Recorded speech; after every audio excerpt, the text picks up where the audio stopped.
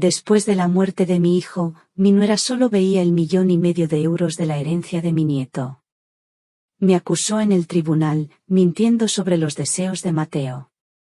Sentí una traición profunda, un puñal en el alma. Pero yo tenía un as bajo la manga, una pequeña grabación, la prueba de todo. No creerán lo que escuché. Antes de continuar, suscríbete al canal y cuéntanos desde dónde estás escuchando en los comentarios. Me llamo Teresa. Tengo 67 años. Una edad en la que se supone que uno ya ha visto casi todo en la vida. Crié a mi hijo, Pablo, con todo el amor que pude. Pensaba que mi misión ya estaba cumplida. Pero el destino, a veces, tiene planes distintos para nosotros. Y esos planes, a menudo, llegan de la forma más inesperada, la más dolorosa. Todavía recuerdo el frío que sentí en los huesos aquel día, no solo por el aire acondicionado de la sala del tribunal, sino por la angustia que me oprimía el pecho. La sala de audiencias estaba en silencio. Un silencio pesado, cargado de una expectativa que casi se podía tocar. Allí estábamos, mi nieto Mateo y yo, sentados en el frío banco de madera. 8 meses habían pasado desde que enterramos a mi querido Pablo. Y ahora, aquí estábamos, luchando por la única parte del que quedaba en este mundo, su hijo de 12 años, Mateo. Miré a Mateo. Sus pequeños hombros estaban tensos bajo un blazer azul marino. Demasiado formal para un niño de su edad, pero Elena, su madre, mi nuera, había insistido en que debía presentarse impecable ante el juez. La misma Elena que no se preocupaba por lavar sus uniformes escolares. La misma Elena que no notaba cuando Mateo pasaba 3 días seguidos usando la misma camiseta en casa. La hipocresía me quemaba por dentro, pero me obligué a mantener la compostura. Fue entonces cuando la voz de Elena, modulada con una estudiada sinceridad que me hizo apretar el banco de madera hasta que mis nudillos se pusieron blancos, se extendió por la sala. Él quiere vivir conmigo, su señoría, dijo con una seguridad que me heló la sangre. El juez Serrano, un hombre de cabellos canos y rostro marcado por décadas de ser testigo de conflictos humanos, se ajustó las gafas. Se dirigió directamente a Mateo, con una voz que, aunque profesional, tenía un deje de amabilidad. Joven, ¿es cierto que quieres vivir con tu madre? La sala quedó en un silencio sepulcral. Mi abogada, Patricia Vega, me apretó la mano para tranquilizarme. Pero ambas conocíamos la realidad. La justicia, a menudo, favorece a los padres biológicos. A pesar de toda la documentación que habíamos presentado sobre la negligencia de Elena, a pesar de que Mateo pasaba más noches en mi casa que en la suya en los últimos meses, a pesar de todo, ella seguía siendo su madre. Mateo se levantó lentamente. A sus 12 años, estaba en esa edad extraña. Ya no era un niño pequeño, pero tampoco un adolescente. Piernas largas y una voz que, de vez en cuando, le fallaba. Los ojos de Pablo, mi hijo, me miraron de vuelta desde el rostro de Mateo. Una nueva ola de dolor me invadió el pecho. Era tan parecido a su padre, tan noble, tan, él. Su señoría, comenzó Mateo, su voz más firme de lo que yo esperaba, y mi corazón dio un vuelco. Primero, ¿puedo mostrarle algo? De su bolsillo, sacó su teléfono móvil. El mismo que le había regalado yo el mes pasado, después de que Elena olvidara por tercera vez renovar su plan de datos. Un pequeño detalle, pero un detalle que hablaba volúmenes. Tengo una grabación de anoche, continuó Mateo. Creo que le ayudará a entender. La expresión perfectamente controlada de Elena se desmoronó. Por un segundo, vi el pánico en sus ojos. Objeción, su señoría, exclamó, recuperándose rápidamente. Lo que mi hijo grabó se hizo sin mi conocimiento ni consentimiento. Eso es ilegal. El juez Serrano la interrumpió con firmeza. Señora Elena. En el Tribunal de Familia, tengo considerable libertad para escuchar pruebas, especialmente de un menor cuya custodia está siendo determinada. Decidiré sobre su admisibilidad después de escucharla. Hizo un gesto a Mateo. Continúe, joven. Mi nieto pulsó el botón de reproducción. La voz de Elena llenó la sala. No los tonos cuidadosamente modulados que había usado ante el juez, sino palabras afiladas e impacientes. Deja de hacer esa maleta, Mateo. No vas a casa de tu abuela esta noche. Pero mamá, dijiste que podía ir cuando tú y Bruno fueran al concierto. La voz de Mateo sonaba pequeña, confundida. Los planes cambian. Bruno cree que queda mal si siempre estás en su casa. En cuanto se resuelva esta tontería de la custodia, no pasarás tanto tiempo con ella de todos modos. Luego vino la parte más cruel, la que me retorció las entrañas. Pero nada.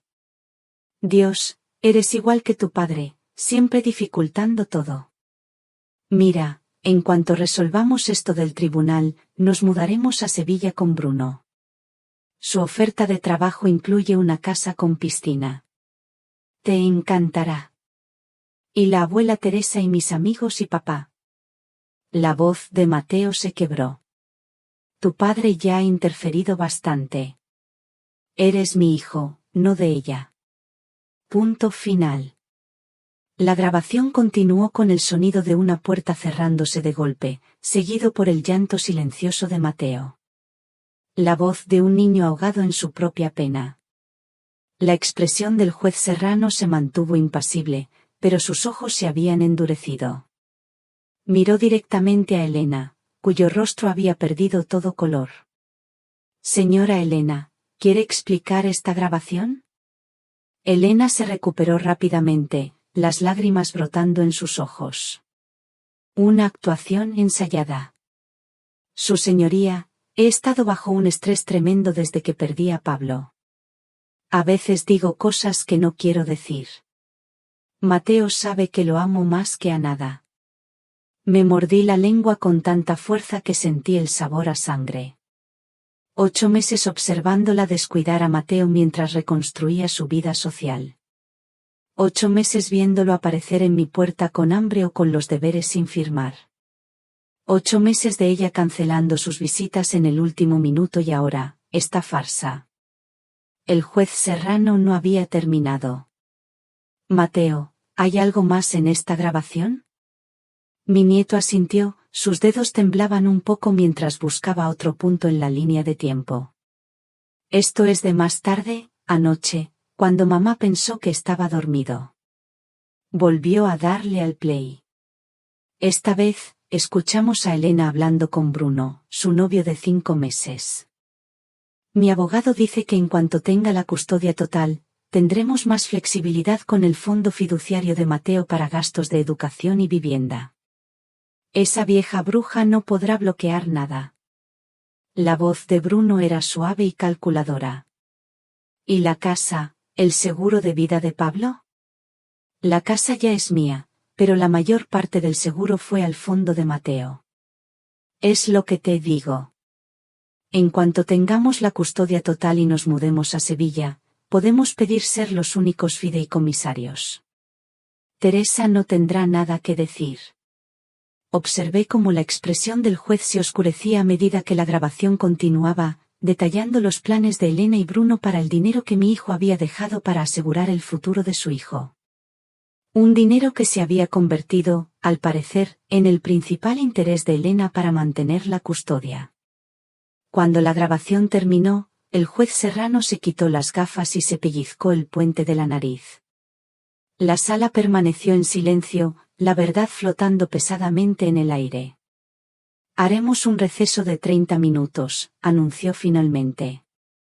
Cuando regresemos, escucharé los argumentos finales antes de tomar mi decisión. Al salir de la sala, Patricia se inclinó cerca. Esa grabación lo cambia todo, Teresa. Los jueces odian cuando los motivos financieros impulsan las batallas por la custodia. Asentí, pero no pude hablar debido al nudo en mi garganta. Esto no era una victoria. Era una tragedia. Mi nieto se había visto obligado a exponer la insensibilidad de su propia madre para protegerse. En el pasillo, Mateo deslizó su mano en la mía, algo que no hacía en público desde hacía años, considerándolo demasiado infantil. El gesto simple casi me rompe. Lo siento, abuela, susurró. No quería avergonzar a mamá. No tienes nada de qué disculparte, le aseguré. Nada en absoluto. Por encima de su hombro, capté la mirada de Elena, fría y calculadora, bajo su máscara de preocupación maternal. La mujer a la que mi hijo una vez amó lo suficiente como para casarse, para formar una familia, era una extraña para mí ahora. Mientras esperábamos para volver a la sala de audiencias, pensé en Pablo, mi hijo brillante y de buen corazón, que había actualizado su testamento unas semanas antes del accidente que le quitó la vida, como si alguna parte de él hubiera sentido la necesidad de proteger el futuro de su hijo. Pensé en mi hija Elisa, que había viajado desde Barcelona para apoyarnos, a pesar de su exigente residencia en cirugía. Y pensé en Mateo, obligado a crecer demasiado rápido en los últimos 8 meses. Pasara lo que pasara, una cosa era segura. No defraudaría a Pablo. Protegería a su hijo, costara lo que costara. El funcionario nos llamó de nuevo a la sala. Me enderecé los hombros, lista para enfrentar lo que viniera. Por Mateo. Por Pablo. Por la familia que nos quedaba. La decisión del juez Serrano aún resonaba en mis oídos mientras abría la puerta de mi casa. Ahora, oficialmente, la casa de Mateo también, al menos temporalmente. La custodia temporal total se concede a la abuela materna, Teresa Alonso, pendiente de un estudio completo del hogar y una evaluación psicológica de todas las partes. El tribunal encuentra pruebas suficientes de una posible explotación financiera para justificar una intervención inmediata. El rostro de Elena, cuando se anunció la decisión, me perseguiría durante años. El shock, desmoronándose en una furia calculada al darse cuenta de que sus planes se habían derrumbado en el espacio de una grabación de 30 minutos. Sus palabras de despedida en el aparcamiento del tribunal aún flotaban en el aire entre Mateo y yo. Esto no ha terminado ni mucho menos. ¿Puedo poner mis cosas en la habitación azul?, preguntó Mateo, rompiendo el silencio mientras entrábamos en casa. La habitación azul había sido su espacio en mi casa desde que era un bebé, evolucionando gradualmente de guardería a habitación infantil, hasta su actual refugio preadolescente, con sus pósteres del espacio y su estantería llena de ciencia ficción. Claro, respondí, tratando de sonar normal, como si esta fuera solo otra visita de fin de semana y no el comienzo de un nuevo capítulo que ninguno de nosotros había previsto. ¿Tienes hambre? Podría hacerte un sándwich de queso caliente.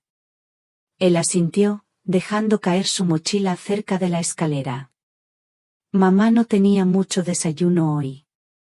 Estaba ocupada, arreglándose para el tribunal.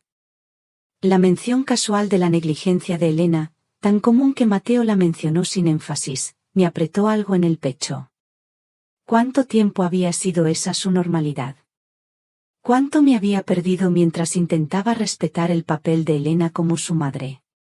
Fue el 23 de enero. Hace casi 2 años. Un día que se grabó a fuego en mi memoria. Estaba preparando el cocido madrileño, el plato favorito de Pablo, cuando sonó el teléfono. Una llamada del hospital. Recuerdo la voz del médico, tranquila, demasiado tranquila. Un accidente de tráfico. En la M30. Un camión, un despiste.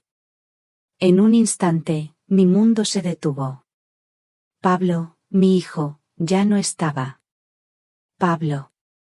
Un hombre bueno. Siempre sonriendo. Con su corazón en la mano. Desde niño, fue mi alegría. Mi Juan y yo lo criamos con todo el amor que pudimos. Y él, a su vez, amaba a Mateo con una devoción que calentaba el alma. Verlo con su hijo, enseñándole a montar en bicicleta, ayudándole con los deberes, eran esos momentos los que te hacían creer en la bondad del mundo. Cuando se fue, sentí un vacío que ningún tiempo podrá llenar. Elena, su esposa, pareció desolada al principio. Lágrimas, promesas de que cuidaría de Mateo. Una viuda joven, se dijo. Y yo, ingenuamente, le ofrecí todo mi apoyo, mi consuelo. Pero la verdad es que cada persona lleva el luto de una forma. Y la suya, pronto, me pareció muy diferente a la mía. Las visitas de Elena a mi casa se hicieron menos frecuentes. Sus llamadas, más breves. En cambio, Mateo empezó a aparecer más a menudo por mi puerta. Al principio, era 1 hora después del colegio. Luego, las tardes enteras. A veces, venía con hambre, con la excusa de que mamá no había tenido tiempo de hacer la cena. Otras, con los deberes sin terminar, y mamá no sabe de esto, abuela.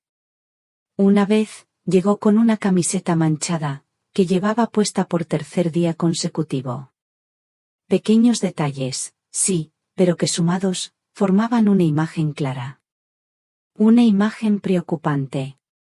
5 meses después de la muerte de Pablo, un abrir y cerrar de ojos para mí que aún sentía su ausencia como el primer día, Elena ya tenía un nuevo compañero. Bruno. Un hombre elegante, con una sonrisa que no llegaba a los ojos. Rápido, pensé. Muy rápido. Pero, ¿quién era yo para juzgar el luto ajeno? O eso intentaba decirme a mí misma. Mateo, mi pequeño Mateo, fue quien sufrió en silencio. Lo veía más callado. Más retraído. Sus ojos, los mismos ojos de Pablo, reflejaban una tristeza que me partía el alma. Era un niño que necesitaba una madre, un hogar estable. No la soledad que Elena le ofrecía mientras ella salía a cenar con Bruno, o se iba de fin de semana con sus nuevas amigas.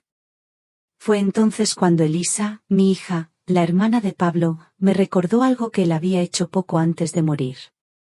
Pablo, siempre previsor, había establecido un fondo fiduciario para Mateo. Un capital importante, de 1,5 millones de euros, proveniente de su seguro de vida y sus acciones. Quería asegurar el futuro de su hijo. Y lo más importante, me había nombrado a mí y a Elisa como fideicomisarias. Es decir, nosotras éramos las encargadas de administrar ese dinero hasta que Mateo cumpliera 25 años. Elena, solo como madre biológica, no tenía acceso directo a él. Ahí estaba la clave. El dinero. El interés repentino de Elena por la custodia de Mateo, que antes parecía casi una molestia, empezó a tener sentido. No era por amor de madre. Era por el acceso a ese fondo. Una olla de lentejas bien grande, como diría mi Juan. Me sentía dividida. Por un lado, mi corazón de abuela me gritaba que tenía que intervenir, que Mateo no podía seguir así. Por otro, la voz de la costumbre, del respeto a la madre, me frenaba. Siempre se nos ha dicho que la madre es la madre. Pero, ¿y si esa madre no actuaba como tal? ¿Y si lo que hacía era dañar a mi nieto, al hijo de mi Pablo? La duda me carcomía. Cada noche, me acostaba con esa pregunta rondando en mi cabeza, como un molesto mosquito. La situación no mejoraba. Cada día era un nuevo ejemplo de cómo Elena desatendía a Mateo. Lo veía llegar a casa después del colegio, a veces, con el estómago vacío. No un día, sino varios. Mamá se olvidó de preparar el almuerzo, decía con una normalidad que me rompía por dentro. ¿Olvidar? ¿Olvidar la comida de tu hijo? Recuerdo una vez, Mateo llegó a casa un viernes por la tarde. Mamá se va de viaje con Bruno, me dijo. Con una inocencia que escondía una profunda tristeza. Le había dejado 20 euros para la comida del fin de semana. 20 euros. Para un niño de 12 años. Para 2 días enteros. Era una cantidad ridícula. Inaceptable. ¿Qué se suponía que iba a comer? Me hervía la sangre. Además, Mateo tenía dislexia. Le costaba leer y escribir. Pablo, en vida, se había preocupado mucho por ello, le buscó ayuda. Pero, Elena decía que era un niño vago, que no se esforzaba lo suficiente. Me dolía ver cómo mi nieto se frustraba, cómo se sentía incapaz, mientras su propia madre lo ignoraba. Yo intentaba ayudarle con los deberes, le leía cuentos, pero no era suficiente. Necesitaba apoyo constante. Elisa, mi hija, era la primera en darse cuenta de todo. A pesar de su trabajo tan exigente como cirujana en Barcelona, siempre encontraba tiempo para Mateo. Se preocupaba por él. Un día, después de una de esas visitas de Mateo a mi casa, Elisa me miró con una determinación que me recordó a su padre. Mamá, me dijo. Esto no puede seguir así. Mateo está sufriendo. Necesitamos hacer algo. Fue Elisa quien me enseñó cómo usar una aplicación de grabación en el teléfono de Mateo. Por si acaso, mamá, me dijo. Nunca se sabe cuándo puede ser útil tener pruebas. Al principio, me sentí incómoda. Era como espiar. Pero luego pensé en Mateo, en lo que estaba pasando. Y la incomodidad se convirtió en una necesidad. Necesitamos una abogada, mamá, me insistió Elisa. Una buena. Una que entienda esto. Así fue como conocimos a Patricia Vega. Una mujer con una mirada inteligente y una voz tranquila, pero firme. En la primera reunión, le contamos todo. Cada detalle. Cada preocupación. Patricia escuchó con atención, sin interrumpir. Cuando terminamos, suspiró. Tenemos un caso, dijo. Pero no será fácil. Ella nos explicó los pasos. Tendríamos que documentar cada incidente de negligencia. Cada vez que Elena se olvidara de Mateo, cada vez que lo dejara solo. Cada prueba sería un ladrillo en la pared que construiríamos para protegerlo. Me sentí un peso enorme en el pecho. ¿Demandar a la madre de mi nieto? La mujer que mi hijo había amado. Me parecía una traición. Una mancha en la memoria de Pablo. El dolor era inmenso. Y la culpa, una sombra constante. No soy perfecta, Patricia, le dije una vez. He cometido errores como madre. Ella me miró con compasión. Nadie lo es, Teresa. Pero lo que importa ahora es Mateo. Y su bienestar. Su hijo Pablo querría esto. Esas palabras me golpearon con la fuerza de una ola. Pablo. Él quería a Mateo por encima de todo. Y yo, su abuela, tenía que ser su voz. Tenía que luchar por él. Mateo se convirtió en mi faro, mi motivación. Cada vez que pensaba en rendirme, recordaba sus ojos tristes, sus hombros tensos. Y el fuego volvía a encenderse en mi interior. Queridos oyentes, este es solo el comienzo de la historia de Mateo y mi familia. ¿Alguna vez se han encontrado en una situación donde los lazos de sangre se ponen a prueba? ¿Han tenido que tomar decisiones difíciles por el bienestar de un ser querido? Compartan sus pensamientos y experiencias en los comentarios. Vuestra sabiduría es un tesoro para todos nosotros. Esperamos leerles. La custodia temporal, aunque fue un alivio, no trajo paz. Elena no era de las que se rinden fácilmente. Menos aún cuando había dinero de por medio. Sabía que la batalla real estaba a punto de comenzar. Y no me equivoqué. La primera señal llegó una noche, a las 3 de la madrugada. Un estruendo. Un ruido sordo que me despertó de golpe. Mi corazón, de por sí algo débil, empezó a latir con fuerza. Agarré el teléfono y marqué el 091. Alguien ha roto mi ventana principal, dije con la voz entrecortada. Mi nieto está en casa. Por favor, vengan rápido. Me arrastré hasta la habitación de Mateo. Aliviada, lo encontré aún dormido. Luego, con cautela, me acerqué a las escaleras. Cristales rotos brillaban en el suelo de mi salón, rodeando un ladrillo. Y atada al ladrillo, una nota. Una amenaza. Deja el caso o la próxima vez será peor. No había firmas. Pero no me hacía falta. Sabía de dónde venía. La policía llegó en minutos. Documentaron todo.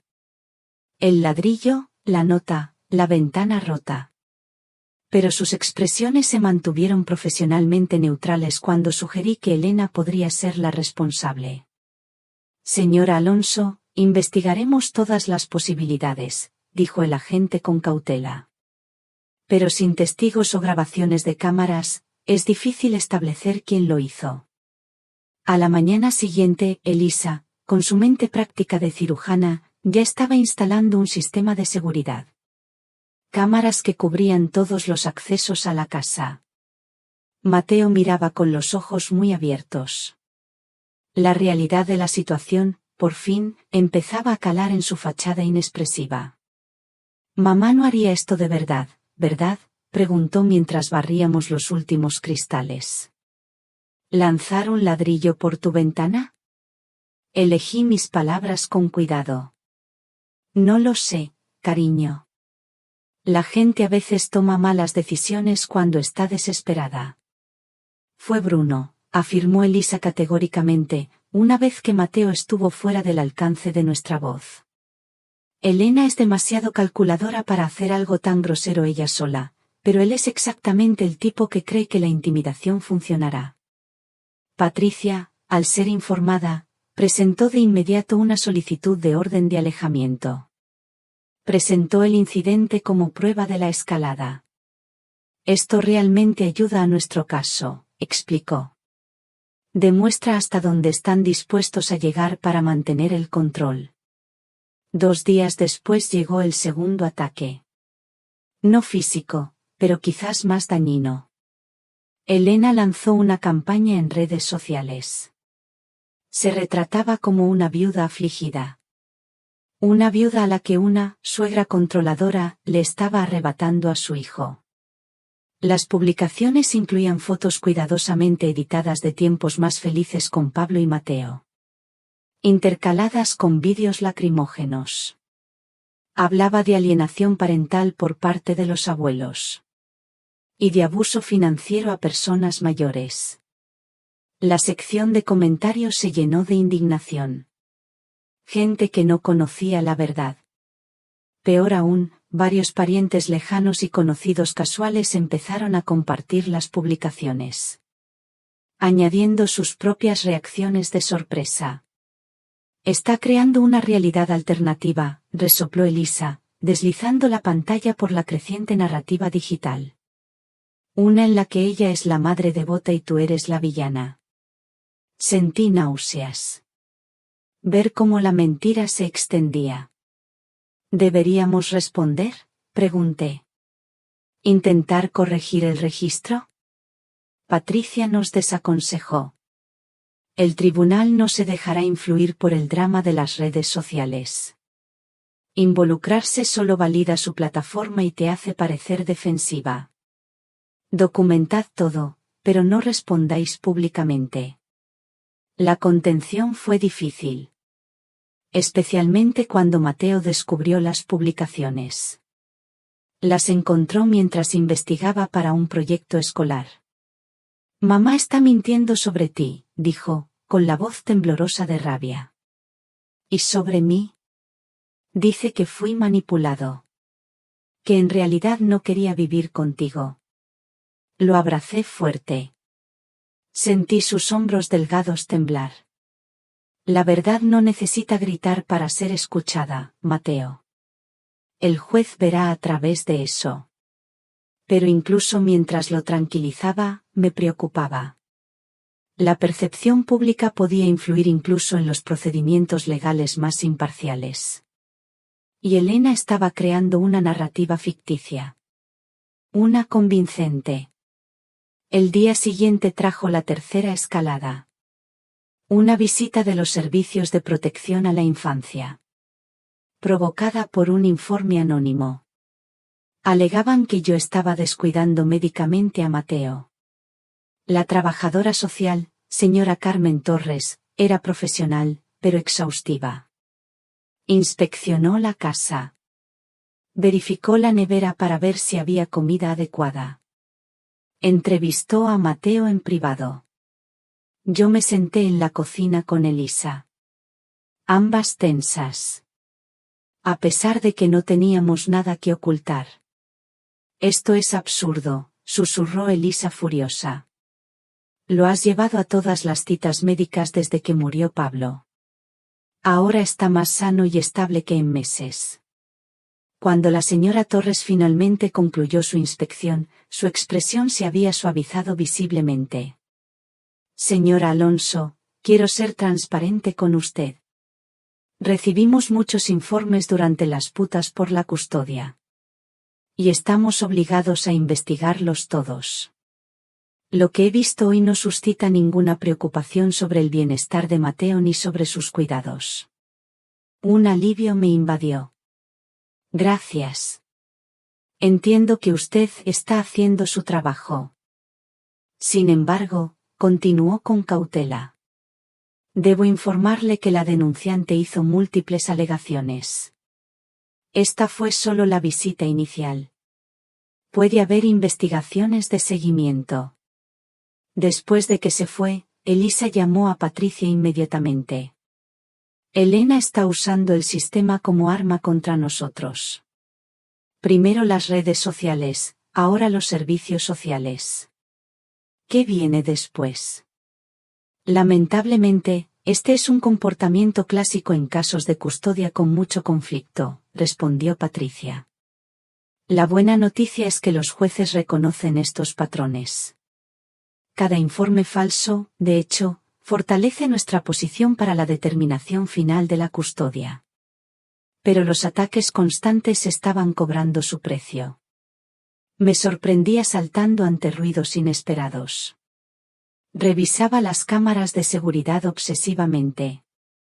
Examinaba cada aspecto del cuidado de Mateo. Buscando vulnerabilidades que Elena pudiera explotar. Mateo, mientras tanto, mostraba signos de una ansiedad creciente. Dificultad para dormir. Disminución del apetito.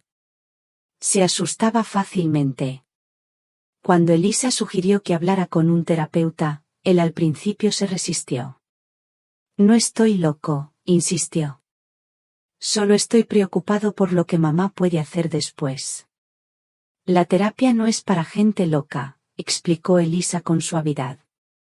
Es para cualquiera que esté navegando por situaciones difíciles. Como los cirujanos que necesitan fisioterapia después de largas operaciones que fuerzan sus espaldas. La comparación médica resonó con él. Y accedió a regañadientes. La doctora Ana Rosa, una psicóloga infantil especializada en trauma familiar, estableció rápidamente una buena relación con Mateo. Me sorprendió la facilidad con la que mi nieto, tan reservado en estos últimos meses, se abrió a ella. Hablaba con una sinceridad que me conmovía. Después de su tercera sesión, la doctora Ana Rosa pidió hablar conmigo en privado. Mateo es increíblemente resiliente, comenzó. Pero está cargando con una carga de responsabilidad poco saludable. Él cree que necesita protegerla a usted de su madre. Mi corazón se hundió. Esto era exactamente lo que había intentado evitar. Que se sintiera culpable. Que pensara que era su guerra. Los niños son perceptivos, dijo la doctora Ana Rosa con suavidad. Él ve el estrés en el que usted está, independientemente de lo bien que crea que lo está ocultando. Pero hay otra cosa que me preocupa, continuó. Dudó un momento. Mateo mencionó que su madre le ha estado enviando mensajes privados, sugiriendo que, si él dice la verdad y vuelve a casa, ella renunciará a todas las acciones legales contra usted. La manipulación era asombrosa en su crueldad. Usar el amor de Mateo por mí como palanca contra él. Él rechazó sus ofertas, continuó la doctora Ana Rosa. Pero cada rechazo aumenta su ansiedad. Esencialmente, se le está pidiendo que elija entre su propio bienestar y el suyo. Cerré los ojos brevemente, reuniendo fuerzas. ¿Qué podemos hacer? Primero, dijo ella. Consideren bloquear la comunicación directa entre Mateo y su madre. Excepto a través de canales monitoreados. Segundo, Mateo necesita garantías de que los adultos resolverán estos problemas. No él. Y tercero, me miró directamente a los ojos. Usted también necesita apoyo, señora Alonso. Esta situación desafiaría a cualquiera. Mucho menos a alguien que está procesando su propio duelo por la pérdida de su hijo. Esa noche, después de discutir las recomendaciones de la doctora Ana Rosa con Elisa y Patricia, presentamos una moción de emergencia. Solicitamos que toda comunicación entre Elena y Mateo se realizara a través de una aplicación de coparentalidad aprobada por el tribunal. Una aplicación que documentaría cada conversación. Queríamos un registro. Queríamos transparencia. Mientras preparaba la cena, intentando mantener alguna apariencia de rutina normal, Elisa recibió un mensaje que hizo que su expresión se oscureciera.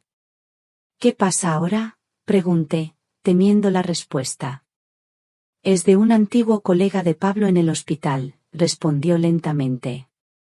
Elena ha sido contratada como asistente administrativa en el departamento de facturación. El mismo departamento que gestiona todos los registros médicos de los empleados. Las implicaciones me golpearon de inmediato. La posición de Elisa como fideicomisaria del fondo de Mateo la convertía en un objetivo tanto como a mí. Si Elena conseguía acceso a su información médica. Llamo a Recursos Humanos por la mañana, dijo Elisa, ya redactando un correo electrónico a su supervisora y al departamento legal del hospital. Rápida. Eficiente. Como siempre. Esa noche, mientras Mateo finalmente dormía en paz, ayudado por la rutina de sueño recomendada por la doctora Ana Rosa, Elisa y yo nos sentamos en el porche. Las luces de seguridad proyectaban largas sombras por el jardín. No va a parar, dijo Elisa con calma. Cada vez que bloqueamos una vía, encuentra otra. Observé las sombras. Recordé cómo Pablo había jugado en ese mismo jardín cuando era niño. Como más tarde le había enseñado a Mateo a montar en bicicleta en ese mismo trozo de hormigón. No, no va a parar, asentí. Lo que significa que tenemos que encontrar una manera de acabar con esto de forma concluyente. ¿Cómo?, preguntó Elisa. Ya estamos haciendo todo lo legalmente posible. Consideré la pregunta. Pensé en todo lo que había aprendido sobre Elena en los 8 meses desde la muerte de Pablo. Sus patrones. Sus motivaciones. Sus debilidades. Ella quiere el dinero de Mateo, dije lentamente. Todo lo demás es secundario. ¿Y si usamos eso en su contra? Elisa se giró hacia mí, la curiosidad reemplazando el agotamiento en su expresión. ¿Qué estás pensando, mamá? Algo que Pablo probablemente llamaría una locura, admití. Pero tal vez la locura es exactamente lo que necesitamos ahora. ¿Quieres hacer qué?, me miró Patricia Vega, mi abogada, desde el otro lado de su escritorio, con su taza de café congelada a mitad de camino hacia sus labios. Ofrecerle dinero a Elena para que se vaya, repetí con calma. No del fondo de Mateo. Eso permanece intocable. Fondos personales. Elisa, sentada a mi lado, asintió. Mamá pasó toda la noche pensando en ello. Las acciones de Elena están motivadas financieramente. Si abordamos esa motivación directamente, quizás podamos resolver esto sin arrastrar a Mateo por meses de conflicto creciente. Patricia dejó la taza con cuidado. Teresa, entiendo el impulso. Pero pagar a alguien que está haciendo acusaciones falsas podría interpretarse como una admisión de culpa. ¿Por qué una persona inocente pagaría para hacer desaparecer un problema? Porque una persona inocente puede priorizar el bienestar de un niño sobre tener razón, le contesté. Cada día que esto continúa, daña aún más a Mateo. El ladrillo por la ventana. La visita de servicios sociales. La campaña en redes sociales. Es una muerte por 1000 cortes, y Mateo siente cada uno de ellos. Sin mencionar, añadió Elisa, la nueva posición de Elena en el hospital le da acceso potencial a información sensible. Hemos alertado a recursos humanos, pero los sistemas tienen vulnerabilidades. Cuanto más se alargue esto, más creativa se volverá. Patricia se reclinó, con los dedos entrelazados bajo la barbilla. Una postura que reconocía de nuestras consultas anteriores. Estaba considerando todos los ángulos. Precisamente por eso la había contratado. Asumamos que el tribunal le concede la custodia permanente a usted, dijo. Finalmente. Elena todavía tendría derechos de visita. Permanecería en la vida de Mateo con continuas oportunidades para manipular y dañar. El dinero podría resolver su motivación inmediata, pero no su presencia a largo plazo. Esa es la segunda parte de la propuesta, expliqué. No solo ofrecemos dinero. Ofrecemos una separación limpia. Una cantidad significativa a cambio de la rescisión voluntaria de sus derechos parentales. La sugerencia flotó en el aire, radical incluso para mis propios oídos. La rescisión de los derechos parentales era la opción nuclear en el derecho de familia, típicamente reservada para casos de abuso grave o abandono. La rescisión voluntaria es extremadamente rara, dijo Patricia lentamente. La mayoría de los tribunales ni siquiera la considerarían sin otro padre listo para adoptar. Que es por eso que tendría que ser idea de Elena. No nuestra, intervino Elisa. Nosotras no sugerimos la rescisión. Simplemente le hacemos una oferta financiera para que resuelva la situación por completo y veamos qué propone ella. La expresión de Patricia se mantuvo escéptica. Incluso si ella lo sugiriera por sí misma, un juez examinaría cualquier acuerdo con lupa. Tendría que haber una razón convincente más allá de la consideración financiera. ¿Qué tal la mudanza?, sugerí. Elena mencionó mudarse a Sevilla con Bruno. Si ella presenta la rescisión como una elección compasiva, permitiendo que Mateo tenga estabilidad en lugar de visitas a larga distancia, podría ser más aceptable para el tribunal. Y si ella lo propone primero, añadió Elisa, después de que hayamos establecido un patrón de que ella prioriza el dinero sobre el bienestar de Mateo, eso reforzaría nuestra narrativa en lugar de perjudicarla. Patricia golpeó su bolígrafo pensativamente contra su bloc de notas. Es poco ortodoxo, admitió. Pero dadas las circunstancias, ¿cómo planean acercarse a ella? No directamente, dije con firmeza. Eso es demasiado arriesgado. Necesitamos un tercero neutral. Alguien que pueda lanzar el concepto sin que se nos rastree a nosotros. Quizás tenga una idea, dijo Elisa lentamente. La exesposa de Bruno es enfermera en mi hospital. Por lo que he oído, tuvieron un divorcio extremadamente contencioso, en gran parte debido a problemas financieros. Podría estar motivada para torpedear su nuevo chollo. Patricia levantó una ceja. ¿Quieren reclutar a la exesposa del novio como intermediaria?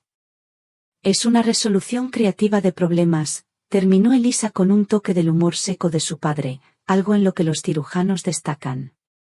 Es arriesgado, reconocí. Pero cada opción que tenemos ante nosotros conlleva riesgos. Esta, al menos, nos da cierto control sobre la narrativa. Después de otra hora de discusión, refinando el enfoque y anticipando posibles escollos, Patricia accedió a regañadientes a redactar una oferta de acuerdo neutral. Mencionaba una compensación financiera sin especificar el propósito, cuidadosamente redactada para evitar cualquier sugerencia de impropiedad. Recuerden, advirtió mientras nos preparábamos para irnos. Esto tiene que parecer que ustedes están meramente abiertas a resolver el conflicto de manera eficiente. Nada que pueda interpretarse como comprar la custodia o fomentar la rescisión de derechos. Esas sugerencias tienen que venir de Elena, documentadas sin nuestras huellas dactilares cerca. Mientras Elisa y yo conducíamos a casa, el peso de lo que estábamos considerando se posó pesadamente sobre mis hombros. ¿Estaba realmente preparada para, en esencia, comprar la libertad de mi nieto a su madre? ¿Qué pensaría Pablo de tal estrategia? ¿Estás dudando?, observó Elisa, leyendo mi expresión con la misma perspicacia que había heredado de su padre. ¿Tú no dudarías?, suspiré. Suena mercenario. Es pragmático, corrigió Elisa. Papá era un idealista en muchos sentidos, pero como médico entendía el concepto de triaje. A veces hay que abordar la amenaza más inmediata para preservar lo que más importa. ¿Y si funciona?, pregunté.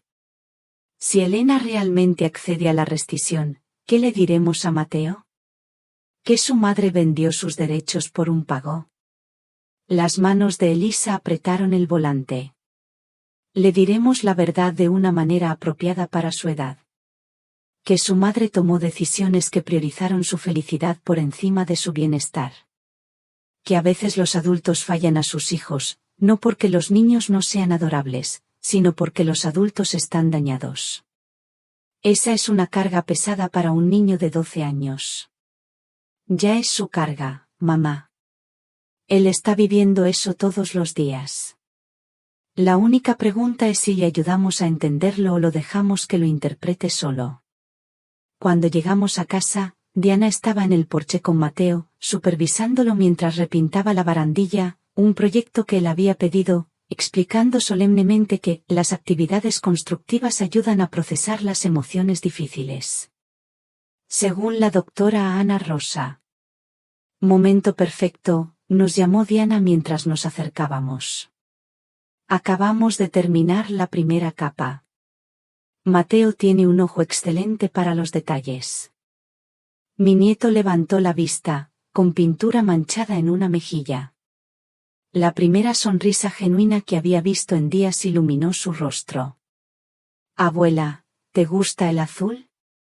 Es casi el mismo color que Pablo y yo pintamos mi casa del árbol. La simple alegría en su expresión, la conexión con Pablo que él estaba trabajando para mantener, fortaleció mi determinación. Este niño merecía estabilidad, seguridad y paz. No ser un peón en los planes financieros de su madre. Esa noche, después de que Mateo se fue a la cama, Elisa hizo la llamada a la exesposa de Bruno. Enmarcó la conversación cuidadosamente, como una charla de una profesional de la salud a otra, preocupada por un niño atrapado en una situación cada vez más volátil. 3 días después, mientras Mateo y yo trabajábamos en el jardín, sonó mi teléfono con un número desconocido. Teresa, la voz de Elena era fría, controlada. Creo que es hora de que discutamos una resolución permanente para nuestra situación, una que beneficie a todos los involucrados. Encontré la mirada de Elisa al otro lado del jardín, donde había estado fingiendo leer mientras, en realidad, monitoreaba las cámaras de seguridad. Estoy escuchando, respondí, igualando el tono profesional de Elena, mientras mi corazón latía con una esperanza cautelosa. La primera parte de nuestra estrategia había funcionado. Ahora venía la parte delicada: permitir que Elena creyera que la solución más reprobable era su propia idea brillante. Seamos prácticas sobre esta situación, continuó Elena, su voz llevando la confianza suave de alguien que cree tener el control. Esta batalla legal es costosa para todos los involucrados, emocional y financieramente. Hay una solución más sencilla.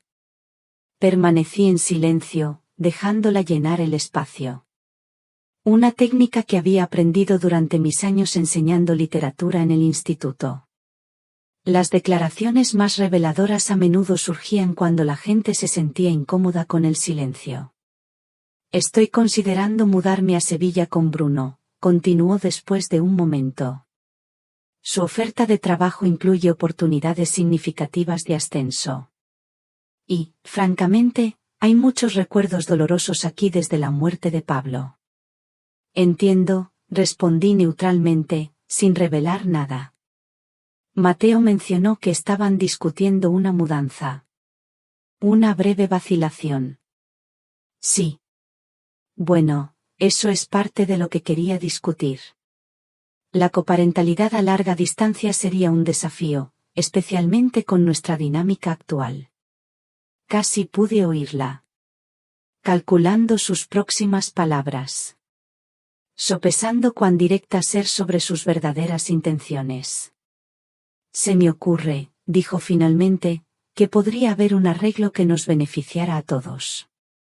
Mateo está claramente apegado a usted. Y a Elisa. Está establecido en su escuela, tiene a sus amigos aquí. Sacarlo de donde está podría no ser lo mejor para él. La repentina preocupación por el bienestar de Mateo habría sido conmovedora si no hubiera sido tan transparentemente estratégica. Permanecí en silencio, esperando.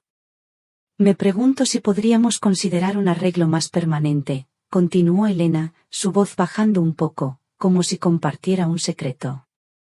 Uno en el que Mateo se quede con usted y yo siga con mi vida en Sevilla. ¿Qué está proponiendo exactamente, Elena? Pregunté con cuidado para mantener cualquier indicio de ansiedad fuera de mi voz. Una separación limpia, respondió rápidamente. He estado investigando opciones. ¿Sabía que la rescisión voluntaria de los derechos parentales es posible bajo ciertas circunstancias? Particularmente cuando otro miembro de la familia está preparado para asumir la responsabilidad total. Y ahí estaba la sugerencia que habíamos esperado que hiciera, ahora presentada como su propia idea compasiva. Patricia nos había advertido que dejáramos a Elena articular la proposición claramente para crear un registro inequívoco de su iniciativa. Eso es un paso significativo, observé. Deliberadamente neutral. La rescisión de los derechos es permanente. Exactamente, asintió. Una nueva ansiedad entrando en su voz. No más batallas judiciales. No más conflicto. Mateo se queda donde está cómodo y yo puedo seguir adelante sin constantes enredos legales. Entiendo, dije con cuidado. ¿Y qué implicaría este arreglo en la práctica, hablando financieramente? La breve pausa me dijo que habíamos llegado al centro de la conversación. La parte a la que Elena estaba conduciendo todo el tiempo. Bueno, habría consideraciones financieras, dijo delicadamente. Después de todo, estaría renunciando a mi derecho a tomar decisiones sobre el futuro de Mateo. Incluida la gestión de su herencia. ¿Está sugiriendo una compensación?, aclaré, asegurándome de que los términos fueran explícitos. Prefiero pensar en ello como un reconocimiento del sacrificio involucrado, replicó Elena suavemente. Soy su madre, después de todo. Alejarme legalmente de esa relación merece reconocimiento. Respiré hondo, sintiendo la mirada atenta de Elisa al otro lado del jardín. ¿Qué tipo de reconocimiento tiene en mente? 180.000 euros, afirmó Elena sin dudar, como si hubiera calculado el valor exacto de sus derechos maternos. Un pago único, después del cual rescindiré voluntariamente todos los derechos perentels y reclamaciones legales referentes a Mateo. La cantidad era, de hecho, menor de lo que habíamos anticipado. Revelaba una subestimación de Elena de su posición negociadora, o la profundidad de su ansiedad por cobrar e irse. Esa es una petición significativa, respondí, ganando tiempo mientras procesaba su propuesta. Necesitaría consultar a mi abogada sobre la legalidad de tal arreglo. Claro, asintió Elena rápidamente. Ya he hablado con la mía. Es poco convencional, pero no sin precedentes. La clave es presentarlo al tribunal como un reconocimiento mutuo de que la estabilidad de Mateo se sirve mejor quedándose con usted. Mientras yo busco oportunidades que de otro modo requerirían perturbar su vida. Su explicación ensayada sonaba razonable, incluso altruista. Una madre sacrificando sus derechos por el bienestar de su hijo, con la compensación financiera siendo meramente un factor incidental. La narrativa estaba inteligentemente construida para disfrazar la realidad. Estaba vendiendo a su hijo por casi 200.000 euros. Necesitaré pensarlo, dije, no queriendo parecer demasiado ansiosa, a pesar de la oleada de esperanza que su propuesta había desatado. Y discutirlo con Elisa, ya que ella es fideicomisaria de la herencia de Mateo. Entiendo, respondió Elena, un matiz de impaciencia ahora audible bajo su calma. Pero debo mencionar que la posición de Bruno tiene un plazo definido. Necesitaríamos mudarnos dentro del próximo mes para asegurar la oportunidad. Así que una decisión rápida sería apreciada. El plazo artificial era transparente. Una táctica clásica de venta a presión. Pero no la desafié. La dejé creer que su estrategia estaba funcionando. Me pondré en contacto con usted dentro de unos días, prometí. Esta no es una decisión que se deba tomar a la ligera. Después de terminar la llamada, caminé hacia Elisa, que había abandonado cualquier pretensión de lectura. 180.000 euros, informé con calma, consciente de Mateo trabajando cerca, por la rescisión completa de los derechos. Las cejas de Elisa se levantaron. ¿Solo eso? Yo esperaba al menos el doble. Debe estar desesperada por irse. O la oportunidad de Bruno es sensible al tiempo por razones que ella no ha compartido, observé. ¿Entonces hacemos una contraoferta?, preguntó Elisa. Negué con la cabeza lentamente. No. Aceptamos sus términos, pero con condiciones. El dinero se deposita en fideicomiso, liberado solo después de que la rescisión se finalice y ella se haya mudado físicamente a Sevilla. Y incluimos un acuerdo de no divulgación. Ella nunca discute este arreglo públicamente o con Mateo. Querrá parte del dinero por adelantado, predijo Elisa. Un pequeño porcentaje, quizás, pero la mayoría permanece supeditada a la rescisión completada. De lo contrario, ¿qué le impide cobrar un pago inicial y luego arrastrar el proceso? Pasamos la noche planificando cuidadosamente nuestra respuesta. Consultamos a Patricia por videollamada para asegurarnos de que cada aspecto de nuestra contrapropuesta fuera legalmente sólido y éticamente defendible.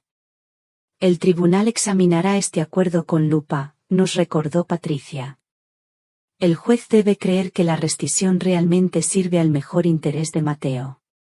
No solo a la conveniencia de los adultos. Por eso la mudanza de Elena es crucial para la narrativa, señaló Elisa. Ella no está abandonando a su hijo. Está reconociendo que obligarlo a elegir entre su sistema de apoyo establecido y mudarse a otro estado con ella sería perjudicial. Y el componente financiero, complementé, es un reconocimiento práctico de que ella está renunciando a futuras decisiones sobre la herencia de Mateo. No un pago por la rescisión en sí. La distinción era sutil, pero significativa. Una cuidadosa costura de agujas legales y éticas que podría permitir que esta solución poco convencional pasara a la revisión judicial. Más tarde esa noche, Después de finalizar nuestra respuesta a la propuesta de Elena, me senté en el borde de la cama de Mateo, observándolo dormir. Sus rasgos relajados en el sueño. Libres de la ansiedad que había marcado sus horas de vigilia desde que comenzó esta prueba. El dinosaurio de peluche gastado bajo su brazo, un regalo de Pablo en su 5º cumpleaños, era un recordatorio conmovedor de todo lo que ya había perdido. ¿Estaba haciendo lo correcto? ¿Facilitando la separación de su relación con su madre, por defectuosa que fuera? ¿O lo estaba protegiendo de años de manipulación y decepción a manos de alguien que valoraba el dinero por encima de su bienestar? No había respuestas perfectas, solo decisiones difíciles tomadas con información imperfecta. Pero mirando el rostro sereno de mi nieto, supe con profunda certeza que yo caminaría sobre el fuego para protegerlo de más daño. Si eso significaba pagar a Elena para que se eliminara permanentemente de su vida, que así fuera. Algunos podrían llamarlo desagradable o mercenario. Yo lo llamé el precio de la paz. La inversión en la seguridad futura de Mateo que Pablo habría hecho sin dudar. Mañana pondríamos las ruedas en movimiento. Para bien o para mal, estábamos comprometidas con nuestro curso. La cafetería de la calle principal proporcionó el territorio neutral que Patricia había recomendado para nuestro encuentro con Elena y su abogado, Javier Ruiz. Lo suficientemente público como para disuadir de altercados. Lo suficientemente privado para una conversación discreta en una mesa de esquina. Elisa había insistido en acompañarme, a pesar de mis protestas de que debía conservar su limitado tiempo libre. También soy fideicomisaria, me había recordado con firmeza. Además, es menos probable que Elena intente tácticas de manipulación con nosotras dos presentes. Llegamos 15 minutos antes. Una decisión estratégica para reclamar la posición ideal de asiento. Patricia se unió a nosotras poco después, meticulosamente organizada, como siempre, con carpetas de colores que contenían nuestra contrapropuesta y la documentación de apoyo. Recuerden, advirtió en voz baja. Dejen que yo lidere la discusión legal. Si Elena intenta involucrarlas emocionalmente, redirijan a los aspectos prácticos del acuerdo. Elena llegó puntualmente, acompañada por un hombre elegante de unos 50 años, cuyo traje a medida y sonrisa calculadora lo delataban como el tipo de abogado que se especializa en negociaciones agresivas. Bruno esperaba afuera en el aparcamiento. Un detalle que me pareció extrañamente revelador. Él quería los beneficios del posible beneficio de Elena, pero prefería mantener sus manos limpias de la transacción real. Teresa. Elisa. Elena asintió bruscamente mientras tomaba asiento. Toda pretensión de calidez familiar abandonada ahora que habíamos pasado a la fase de negocios de nuestra relación. Él es Javier Ruiz, mi abogado. Después de las breves presentaciones, Patricia abrió su carpeta principal. Hemos revisado la propuesta de su clienta para la rescisión voluntaria de los derechos parentales junto con sus planes de mudanza. Mis clientas están preparadas para aceptar los términos financieros con ciertas condiciones. Javier Ruiz levantó una ceja, claramente sorprendido por nuestra falta de resistencia a la cantidad. ¿Qué condiciones? Patricia deslizó un documento por la mesa. El acuerdo completo está delineado aquí. Pero, esencialmente, los 180.000 euros se depositarían en fideicomiso, con un 15% liberado al firmar el acuerdo preliminar. Y el resto se distribuiría tras la aprobación de la rescisión por parte del tribunal y la verificación de la mudanza de la señora Elena a Sevilla. Los ojos de Elena se entrecerraron ligeramente. Eso podría llevar meses. Aproximadamente 60 días, corrigió Patricia. Hemos investigado el cronograma típico para casos de rescisión no impugnados en esta jurisdicción. El tribunal prioriza la resolución cuando todas las partes están de acuerdo. Javier Ruiz revisó el documento con eficiencia. También hay una cláusula de no divulgación aquí. Estándar en acuerdos familiares, respondió Patricia con calma. Prohíbe a todas las partes discutir los términos financieros del acuerdo públicamente o con el menor. Eso parece razonable, reconoció Javier Ruiz, mientras seguía escaneando el documento. Sin embargo, la verificación de la mudanza es problemática. El cronograma de mi clienta depende de la oportunidad laboral de su pareja, que podría ser flexible. Reconocí la táctica de negociación de inmediato. Crear un obstáculo artificial para cederlo después a cambio de una concesión más significativa por nuestra parte. Patricia, evidentemente, también la reconoció, pues no respondió de inmediato. El componente de la mudanza no es negociable, afirmó Elisa con firmeza, hablando por primera vez. El tribunal exigirá una razón convincente para la rescisión, más allá de la consideración financiera. La decisión de la señora Elena de buscar oportunidades incompatibles con la vida establecida de Mateo aquí proporciona esa justificación. La fachada confiada de Elena se resquebrajó un poco. ¿Están sugiriendo que realmente necesito mudarme a Sevilla para que esto funcione? Es precisamente lo que estamos diciendo, confirmé, encontrando su mirada directamente. La narrativa presentada al tribunal debe ser verdadera y verificable. Usted elige mudarse por oportunidades profesionales y personales, reconociendo que sacar a Mateo de donde está sería perjudicial para su bienestar. Un destello de cálculo cruzó su rostro mientras intercambiaba miradas con Javier Ruiz. ¿Y si nuestros planes cambian después de que la rescisión se finalice? El acuerdo incluye una cláusula de no residencia de 2 años para el área metropolitana, señaló Patricia, indicando la sección relevante. Después de eso, es libre de vivir donde elija, pero la mudanza inicial debe ser genuina y documentada. Javier Ruiz se inclinó hacia Elena, susurrándole algo que la hizo fruncir el ceño momentáneamente. Antes de que su expresión volviera a la neutralidad entrenada.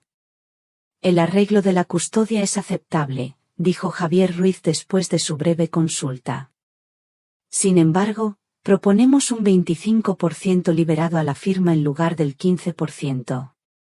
Y necesitaremos parámetros específicos que definan lo que constituye la verificación de la mudanza. La negociación continuó durante casi 2 horas. Abordamos cada detalle, desde el cronograma de los trámites judiciales hasta el lenguaje específico que se presentaría al juez.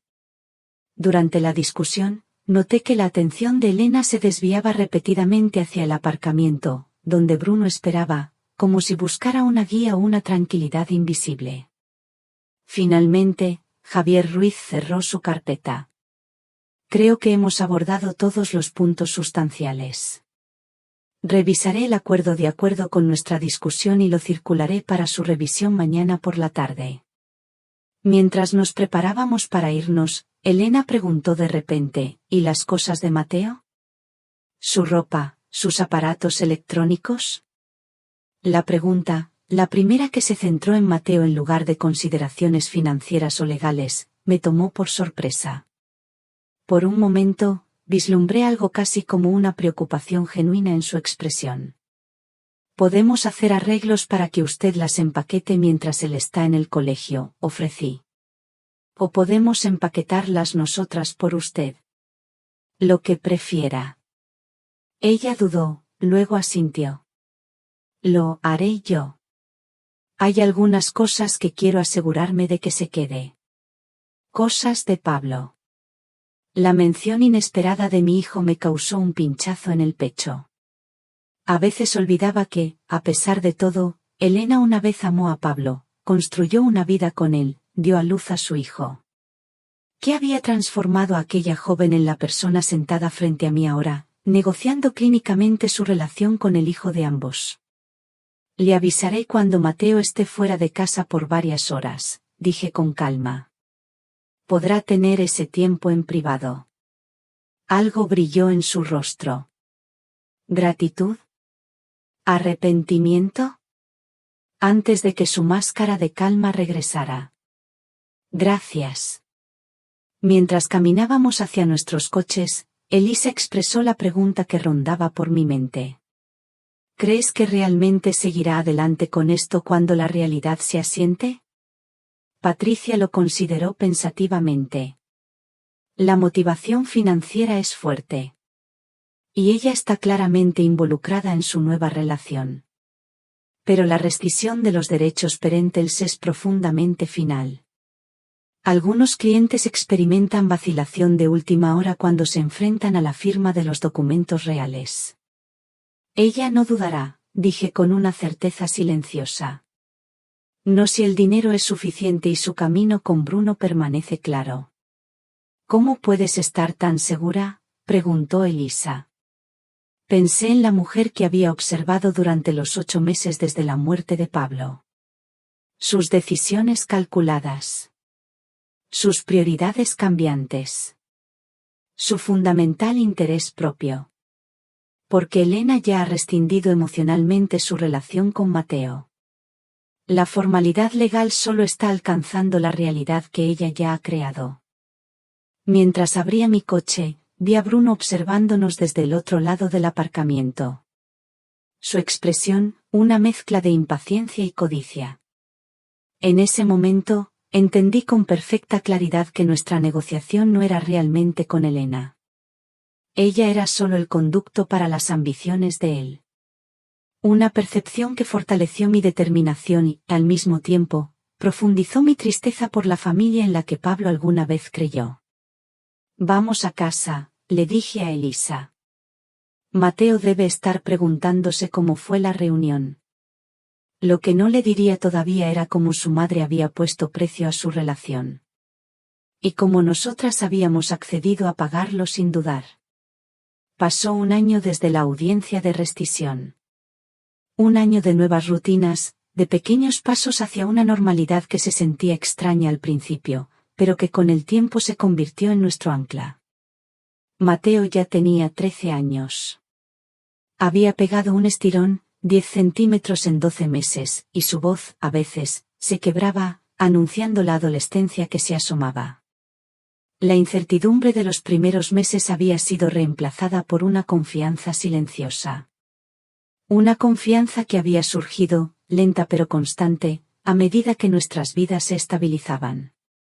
Estaba yo en la puerta de lo que ahora era, indiscutiblemente, la habitación de Mateo.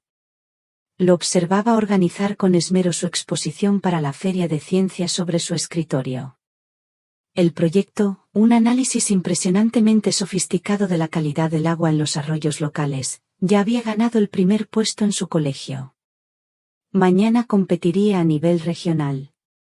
¿Crees que los gráficos están lo suficientemente claros?, preguntó, ajustando ligeramente un póster. La incertidumbre del adolescente temprano estaba atemperada por esa nueva confianza. Están perfectos, le aseguré, reprimiendo una sonrisa ante su perfeccionismo. Otra característica heredada de Pablo. La codificación de colores hace que los patrones de los datos sean inmediatamente obvios. Él asintió, satisfecho con la evaluación de su abuela, una antigua profesora de literatura. Papá habría adorado este proyecto, ¿verdad? Le habría fascinado absolutamente, confirmé. Probablemente te habría sugerido 3 experimentos más antes de que siquiera terminaras este. Mateo rió. El sonido, ligero, aún me sorprendía ocasionalmente. La tía Elisa dijo lo mismo cuando le mostré los resultados preliminares. Quería que lo expandiera para incluir un análisis de la cuenca. La mención fácil, tanto de su padre como de su tía, reflejaba la curación que había ocurrido gradualmente en el último año. Elisa había aceptado un puesto permanente en el Hospital Infantil de Barcelona. Pero mantenía su presencia en la vida de Mateo a través de visitas mensuales y videollamadas semanales. Su éxito profesional, su reciente investigación publicada sobre los resultados de trasplantes pediátricos, habría enorgullecido inmensamente a Pablo. Cena en 20 minutos, le recordé a Mateo. Diana y la doctora Ana Rosa vienen, ¿recuerdas? Recuerdo, confirmó él, ya girándose para hacer los ajustes finales a su exposición. En la cocina, daba los últimos toques a una comida de celebración. Lasaña, que seguía siendo la favorita de Mateo, pan de ajo y una ensalada con verduras de la huerta que habíamos empezado a cultivar juntos la primavera pasada. Cocinar se había convertido en una actividad compartida. Una de las muchas nuevas tradiciones que habíamos establecido en nuestra familia.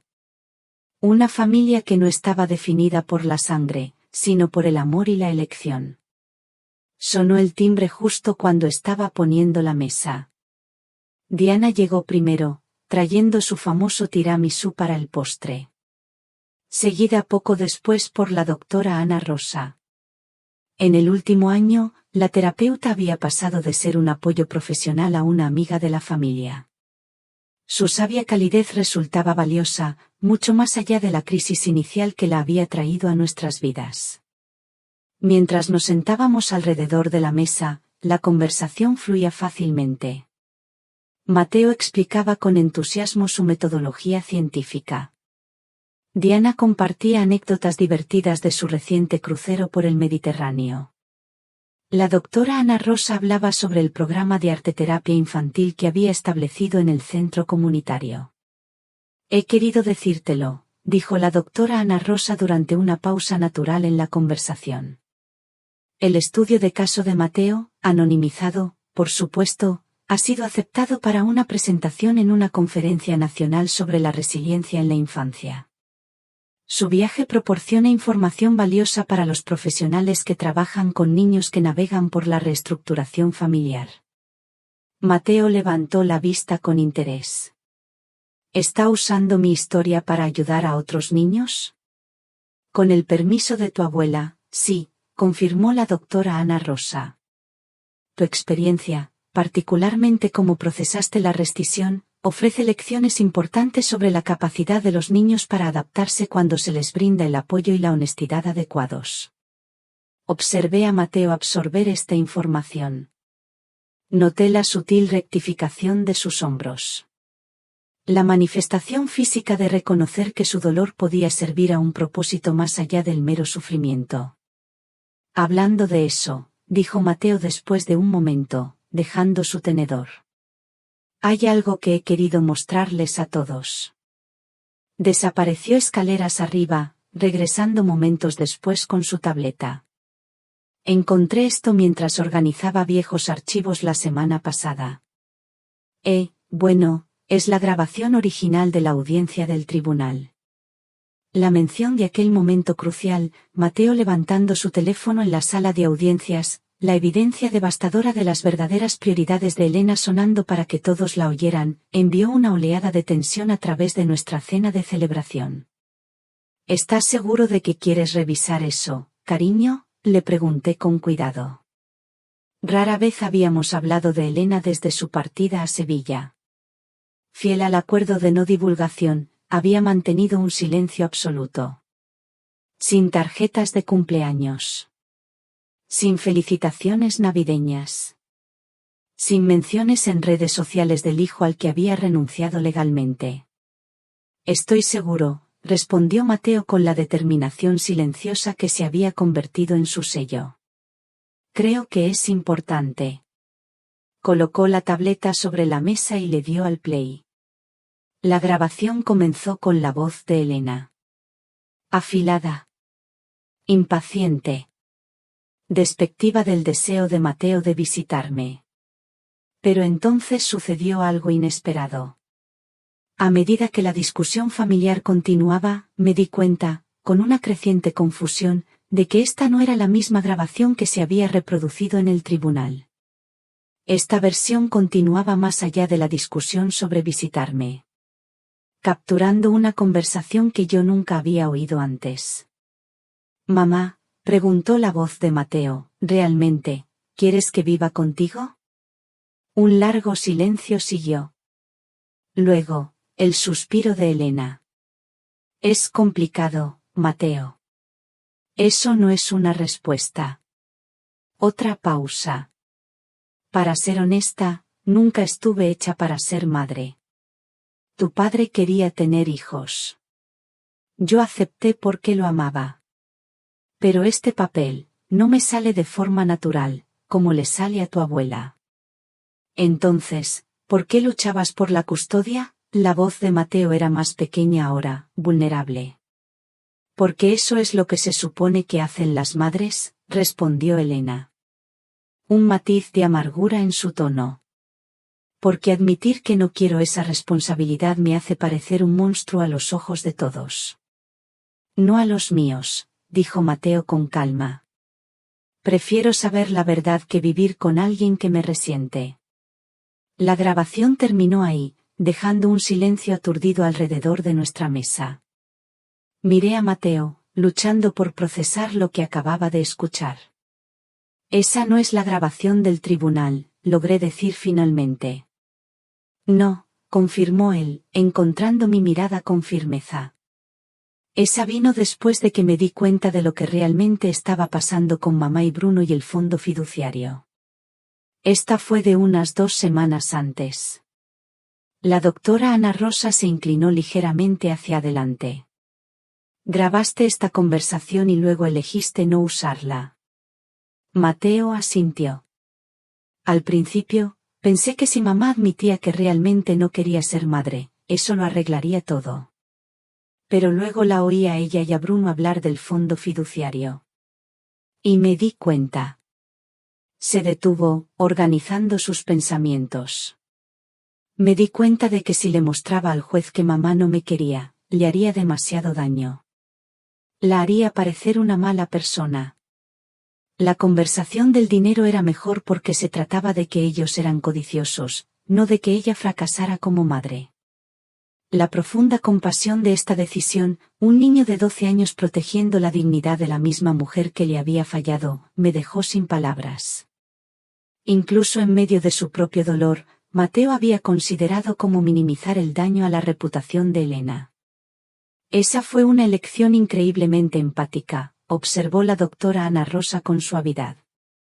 ¿Puedo preguntar por qué la compartes ahora? Mateo consideró la pregunta cuidadosamente. Porque ya no estoy enfadado. Durante mucho tiempo, pensé que mamá había renunciado a mí porque quería el dinero más que a mí. Eso me dolió mucho. Pero ahora entiendo que renunció a mí porque sabía que la abuela y la tía Elisa podían darme lo que ella no podía. El dinero solo le estaba facilitando admitir la verdad. La profunda perspicacia en su compasión y madurez me hizo llorar. En ese momento, vislumbré al hombre en el que Mateo se estaba convirtiendo. Considerado. Perspicaz. Capaz de entender la complejidad humana más allá de su edad. Tu padre estaría tan orgulloso de la persona en la que te estás convirtiendo, dije suavemente. Mateo sonrió. Una expresión genuina que llegó a sus ojos. Lo sé.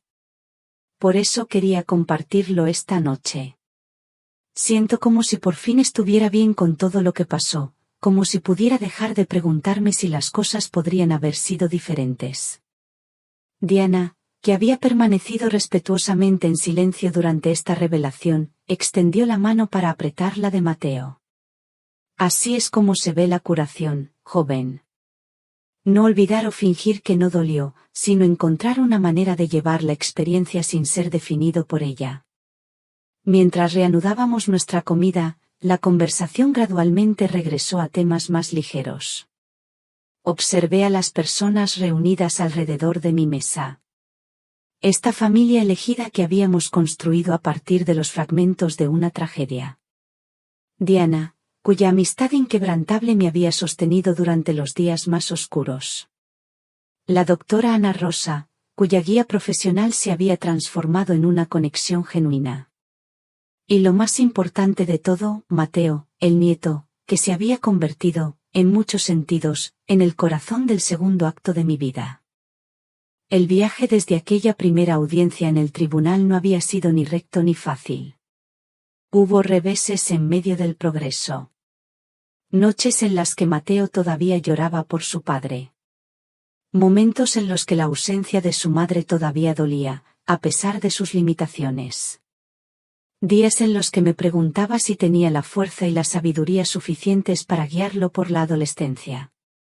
pero observándolo ahora, animado mientras explicaba un aspecto técnico de su proyecto a Diana, la confianza reemplazando gradualmente la incertidumbre que lo había acechado tras la muerte de Pablo, sentí una profunda gratitud por el camino que habíamos recorrido juntos. La grabación que lo había cambiado todo en aquella sala de audiencias había sido poderosa en su evidencia condenatoria. Pero esta segunda grabación, la que Mateo había retenido compasivamente, reveló algo mucho más significativo. No solo el fracaso de una madre, sino la extraordinaria capacidad de comprensión de su hijo. Más tarde esa noche, después de que nuestros invitados se fueron y Mateo se fue a la cama, me senté en la mecedora que Pablo había construido décadas antes. Contemplé el viaje que nos había traído a este momento de resolución silenciosa. Mi teléfono vibró con un mensaje de texto de Elisa. ¿Cómo fue la cena? ¿Está listo para mañana? Más que listo, respondí. Y compartió algo notable sobre la grabación original. Te lo cuento todo durante nuestra llamada mañana. No puedo esperar a oírlo. Dale un abrazo de mi parte por la mañana. Las quiero a las 2. Guardé el teléfono, mirando las estrellas visibles sobre los árboles que Pablo y yo habíamos plantado cuando compramos esta propiedad. Tantas cosas habían cambiado. Sin embargo, algo esencial permanecía constante. El amor que había construido esta casa continuaba sosteniéndola, fluyendo a través de generaciones en diferentes formas, pero nunca disminuyendo. En la oscuridad silenciosa, susurré una verdad que había surgido gradualmente del caos de los últimos 18 meses. Estaremos bien. Y por primera vez, lo creí por completo. Y aquí, queridos oyentes, termina nuestra historia. La historia de Mateo, de Pablo, de Elena, y la mía, Teresa. Un viaje que nos enseñó mucho sobre el amor, la pérdida y lo que realmente significa ser una familia. ¿Qué piensan de la decisión que tomé? ¿Habrían hecho algo diferente si hubieran estado en mi lugar? Compartan sus reflexiones en los comentarios, leo cada una de ellas con el corazón abierto. Vuestra sabiduría es un tesoro para todos nosotros. Si esta historia les ha hecho reflexionar o sentir algo, no olviden dejar un me gusta, compartirla con alguien a quien crean que también le conmoverá, y suscribirse al canal para no perderse las próximas historias. Les espero en la próxima historia, y quién sabe, quizás la próxima vez, la protagonista sea su propia vida. Con todo mi cariño y respeto, hasta pronto.